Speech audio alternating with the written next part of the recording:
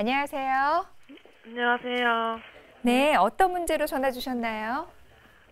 제가 평소에 네. 더위랑 추위랑 잘 타거든요. 아, 그러세요. 신정혜 원장님 나와 계신데요. 연결 한번 해드릴게요. 안녕하세요. 신정혜입니다. 상체 열이 많으시다고요? 네, 제가 평소에 더위랑 추위를 잘 타거든요. 그래서 여름이나 겨울에 더위랑 추위 때문에 고생해요. 거기다가 제가 상체에는 열도 많고 유분도 많은데요. 그에 비해 하체는 유분도 없고 너무 심하게 건조해요. 네, 상체는 열과 유분이 많은데 비해서 하체는 건조하면서 냉하다는 말씀이시죠? 네, 이게 상체에 열이 많다는 뜻 아닌가요? 잘 때도 상체에서 식은땀이 많이 나고요. 별로 더운 것도 아닌데 아침에 일어나면 이불이 땀에 젖어 있어요. 그래서 매일 아침마다 불쾌해요. 지금까지 계속 그런 증상이 있으셨습니까? 네, 한 2, 3년 전부터 그랬어요. 원래는 제가 손에만 열이 많은 체질이었거든요. 근데 어느 날부턴가 여름도 아닌데 상체 열이 확 오르고 심하면 겨울에도 땀도 나고 그러는 거예요. 여름도 아닌데. 그에 비해 하체는 여름 빼고는 늘 건조해서 하얗게 트고 각질도 많아요. 병원에서 진단은 받아보셨어요? 아니요, 딱히 막 일상생활에 그렇게 불편한 것도 아니고 뭐 이런 일로 병원까지 가나 해서요. 그냥 인터넷으로 찾아보고 몸에 열 내리는 음식 찾아서 먹고 그랬어요. 상체 열이 나거나 땀 나면 샤워하거나 그랬죠. 평소에 더운 물 좋아하세요? 아니면 차가운 물을 더 선호하세요? 저는 약간 차가운 물을 더 좋아해요. 혹시 다른 증상은 더 없으십니까? 별 다른 증상은 없는데요. 아무래도 하체가 너무 건조하다 보니까 많이 터요. 막 하얗게 일어나고 그에 비해 상체는 기운도 많고 해서 늘 번들거리고요. 이런 거 좀 나을 수 있는 민간요법이 없나요? 네, 말씀 잘 들었습니다.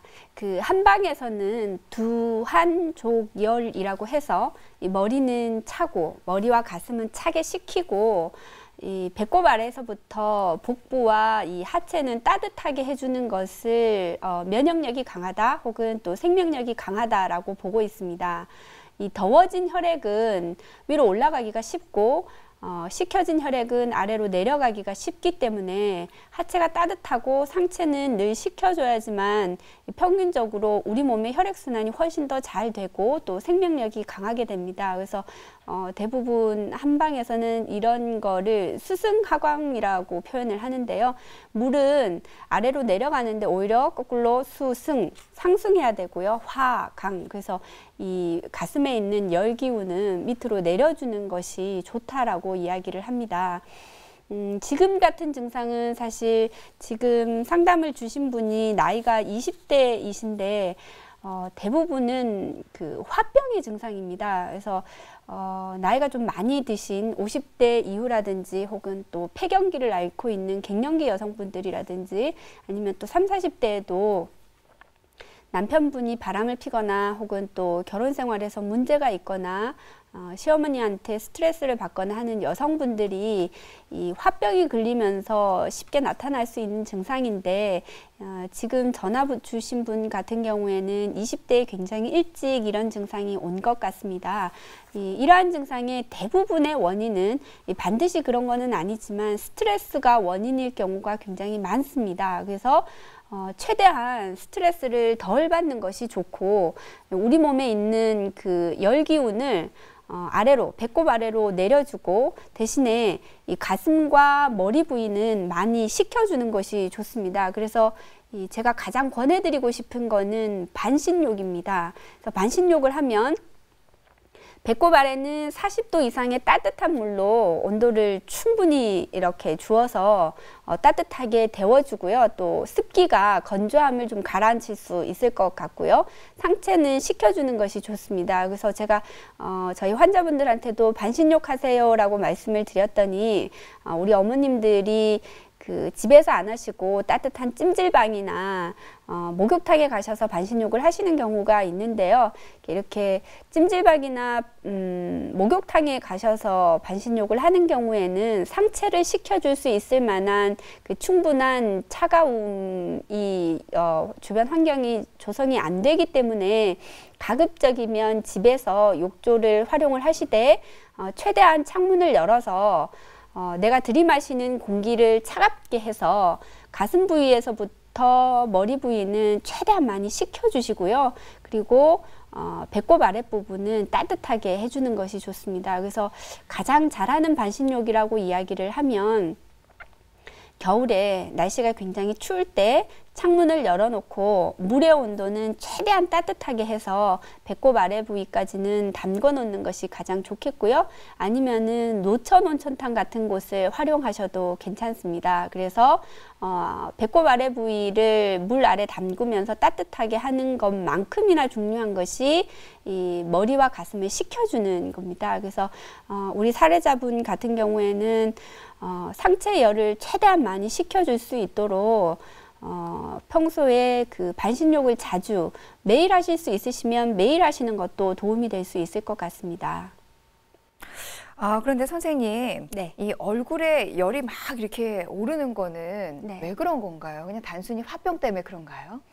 이 스트레스를 많이 받으면 우리 몸에는 그 보통 뭐 막 스트레스 받고 그러면은 네. 대부분의 사람들이 열난다고 막 그렇게 맞아요. 부채질 막 하고요. 예, 표현을 많이 하시잖아요. 네. 그래서 이 열이라는 거는 몸 안에서 생성이 되면 이 특성상 아래로 내려가지 않고 위로 올라오는 성질을 가지고 있습니다. 그래서 네네. 열 받으면 이게 밑으로 내려가주면 참 건강에 도움이 될 텐데 네. 그렇지가 못하고 상체로 올라와서 우리의 얼굴이라든지 또 머리를 열나게 하게 됩니다. 네. 선생님, 이 얼굴은 번들거리는데 이 피부는, 몸의 피부는 건조한 경우도 많거든요. 그건 왜 그런가요? 대부분의 열은 네. 특성상 이 수분을 가지고 증발하는 경향이 있습니다. 네. 그래서 우리 몸에 열이 많이 나면 피부는 당연히 건조해지면서 아무래도 좀 습기가 네. 부족하게 되는 것이 대부분의 경우입니다. 네. 이 더위를 굉장히 많이 타시는 것 같아요. 근데 네. 이 찬물을 먹으면 탈이 나는 거는 또 왜 그럴까요?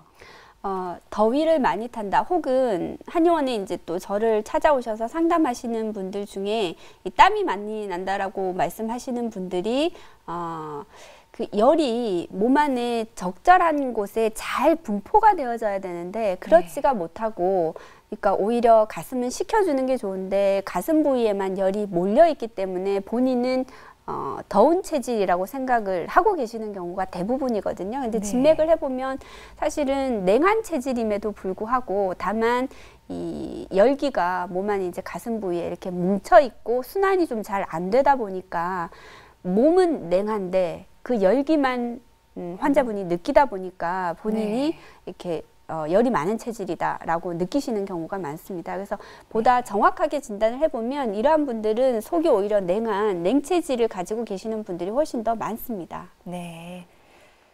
선생님, 그러면은요, 몸에 이 열이 많은 거 하고요, 평소에 또 그 먹는 음식하고 어떤 뭐 상관관계가 있을까요? 네, 상관관계가 있습니다. 우리가 그 열이 많이 나는 음식을 먹게 되면 우리 몸도 그만큼 열이 많이 나게 되고요. 그리고 또 차가운 음식을 많이 먹으면 우리 몸도 냉해질 수가 있습니다. 이 한방에서 가장 대표적으로 열이 많이 나는 음식 혹은 약재는 인삼이나 녹용 같은 것이 있습니다. 이 외에도 대부분의 인스턴트 식품들은 이렇게 사회가 많이 발달이 되면서 이러한 인스턴트 식품들이 굉장히 많이 발전을 하게 되는데요. 이러한 인스턴트 식품들이 몸 안에 그 정상적인 열을 발생을 시키는 게 아니라 그래서 냉한 체질을 따뜻한 체질로 바꾸어 줄 수 있는 게 아니라 우리 몸에 불필요한 열들을 자꾸만 많이 만들어내는 경향이 있고 그뿐만 아니라 우리가 이렇게 들여 마시는 공기 자체도 환경 오염이 많이 심해지면서 자꾸만 열이 많이 나는 그래서 우리가 지금 현재 살아가고 있는 이 세대 자체가 우리 몸에 불필요한 열을 자꾸만 생성하게 하는 그 주변 환경이 조성되고 있기 때문에 평소에 과일이라든지 신선한 야채를 충분히 많이 섭취를 하셔서 이런 불필요한 열들을 이렇게 내려줄 수 있도록 식습관을 바르게 가지는 것이 무엇보다 중요하겠습니다.